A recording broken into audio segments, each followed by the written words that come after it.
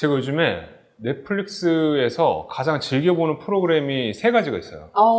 첫 번째가 나는 솔로고, 두 번째가 돌싱의 목소리고, 세 번째가 뭐냐면 이혼 숙녀 캠프예요. 아니 신혼이신 분이 뭘 자꾸 그런 걸 봐? 그걸 보면 자신의 배우자가 얼마나 소중한지 느끼게 됩니다. 맞아요, 맞아요. 네. 저희 집 3대 프로그램과 같네요. 네.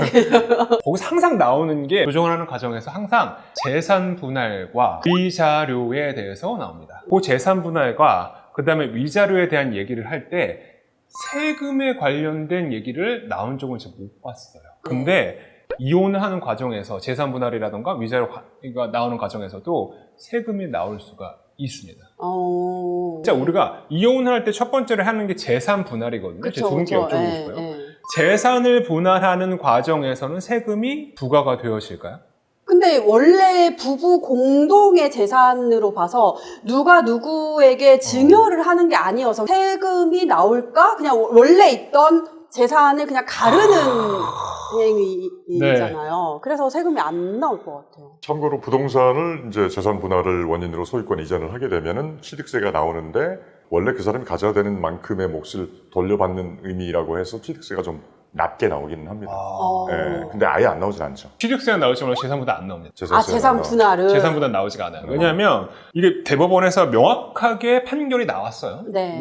대법원에서 뭐라냐면 재산 분할이라고 하는 것은 공유물의 분할이다. 함께 이룩한 재산의 공유물의 분할이기 때문에 여기에서는 경제적 이익이 들어가지가 않기 때문에 세금이 부과가 되어줄 수 없다라는 명확한 판결이 나왔었습니다. 그래서 재산 분할은 증여세라던가 양도소득세 이러한 세금이 부과가 되어지지 않습니다. 문제는 위자료예요. 위자료는 얘기가 조금 달라집니다. 그쵸. 위자료는 다를 것 같아요. 현금으로 지급되어진 경우에서는 세금이 부과가 되어질까요? 부과될 것 같아요. 이 사람 주머니에서 나가는. 그렇지. 그러실 수 있죠. 근데 현금으로 지급되면은 위자료가 정신상 손해배상금으로 보기 때문에 세금이 부과가 안 돼요. 세금이 부과가 안 됩니다. 명확하게 소득세법이랑 증여세법에 기재가 되어 있는 내용이 정신상 손해배상금으로 받은 그 금액들에 관련해서는 과세를 하지 않는다라는 규정이 명확하게 있습니다. 근데 이런 경우가 있을 수 있어요. 내가 위자료를 지급해야 되는데 현금으로 돈이 없어요. 현금이 없어. 내가 갖고 있는 부동산을 위자료로 줘야 되는 경우가 있단 말이에요. 아파트를. 그쵸. 이때는 양도소득세가 부과가 되어져요. 이건 대물변제라고 하거든요. 네네. 자기가 빚을 다른 곳으로 갚는다라는 성격이 이제 대물변제. 이 대물변제라고 하는 것은 양도소득세법상 과세 대상 세금을 부과할 수 있다라는 거래에 포함이 되어집니다. 그래서 만약에 위자료를 받았다고 이제 너무 좋아하실 것은 아니고 양도소득세가 부과가 되어질 수 있다라고 하는 거. 더욱더 이게 그 문제가 되어지는 게 뭐냐면 만약 잘못을 해서 아파트를 배우자한테 이전을 할 때 이 양도소득세는 누구한테 부과가 되어지냐면 양도자한테 부과가 되어집니다. 그렇겠죠. 그쵸. 그 유책 책임자 같은 경우에서는 나의 부동산도 이전이 되어지는 거고 세금도 부과가 되어지는 거야. 그래서 요거는 우리가 잘못을 하면 안 되죠. 하면 되지. 그렇죠. 네. 잘못을 한 사람들에게는 이런 세금적인 불이익이 있다. 재산상 불이익도 있다. 라는 게 조금 핵심적인 내용 같아요. 반면에 이제 제가 이혼만 말씀을 드렸는데 혼인하는 경우도 있을 수 있잖아요. 가장 많이 나오는 상담 중에 하나가 이거거든요. 보통 이제 신혼집을 이제 마련하시는 분들 중에 자기 돈으로 신혼집을 마련하시는 경우가 흔치가 않아요. 그쵸. 없어요. 집 거의 비싸니까. 없어요. 네, 없어요. 연도는 기억이 안 나는데 25년도 개정 사항일 거예요. 아마. 그게 뭐냐면 만약에 혼인으로 인하여 무언가 증여받는 돈이 있다고 한다면 한 명당 1억 원까지는 증여세를 부과하지 않아요. 한 명당이라 말씀드렸으니까 2억이에요. 2억입니다. 근데 여기서 추가적으로 5천만 원을 더 기본 공제로 받으실 수가 있어요. 그러면 한 명당 1억 5천이 되어지겠죠? 그럼 2명이면 얼마? 3억 원이에요. 3억 원까지는 증여를 받으셔도 증여세가 부과가 되어지지 않는 거예요.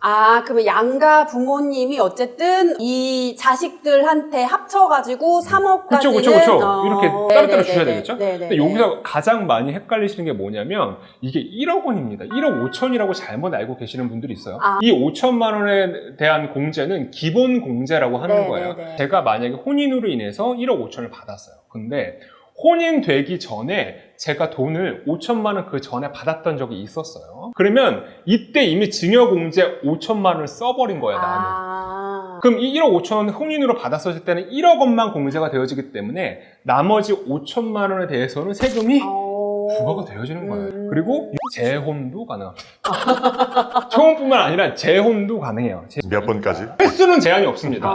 횟수는 제한이 없는데 여기서 중요한 건 뭐 평생 동안 1억 원. 그러니까 초혼이든 3혼이든 재혼이든 상관이 없는데 이 공제받은 금액의 합계액이 1억 원 이하여만 되죠. 여기가 혼인뿐만 아니라 하나가 더 있거든요. 출산하실 때 받을 수 있는 금액도 증여세 공제가 되어져요. 이것도 똑같습니다. 1억 원이에요. 부모님이나 또는 다른 분한테 이 출산에 대한 명목으로 돈을 받게 되어지면 출산일 또는 입양일 이후 2년 이내에 받은 그 금액 관련해서 1억 원까지 공제가 가능하다. 이게 이제 핵심이라고 말씀드릴 수 있겠죠. 입양도 포함되는군요. 입양도 돼요. 근데 여기서 중요한 건 뭐냐면은 방금 전에 혼인 말씀드렸죠? 이거 중복으로 적용 못 받아요. 중복이 안 됩니다. 가령 예를 들면 이러한 경우가 있었어요. 제가 먼저 혼인을 했어요. 혼인에 대한 공제 1억 원 받았습니다. 추후에 제가 출산을 했어요. 출산을 해서 그 다음에 돈을 1억 원까지 공제 받을 수 있냐? 없다. 안 된다. 안 된다. 둘 중 하나만 1억 원까지만 공제를 받을 수가 있는 거예요. 첫 번째 아이를 낳고 나서 몇 년 후에 두 번째 아이를 낳을 때도 똑같은 것이 적용되는지. 출산에 대한 공제도 통합해서 1억 원입니다. 횟수는 상관이 없어요. 뭐 첫째는 2천만 원, 둘째는 5천만 원, 그다음에 셋째는 3천만 원 이렇게 하면 1억 원이 되어지는 거죠. 여기까지는 공제가 되어진다. 이렇게 보실 수가 있는 것이. 오늘은 이제 이혼 시 발생하는 세금과 결혼 시 발생하는 세금은 뭐 혜택이라고 말씀드릴 수 있겠죠. 이런 것들을 한번 알아봤고 오늘 재미있게 한번 풀어봤었습니다. 네네. 재밌었습니다. 네, 재밌었어요. 자, 오늘도 즐거운 촬영을 마치겠습니다. 지금까지 법무사 김청선, 노무사 아는지 세무사 정효진 셋이 모여 무사 셋이었습니다. 무사 셋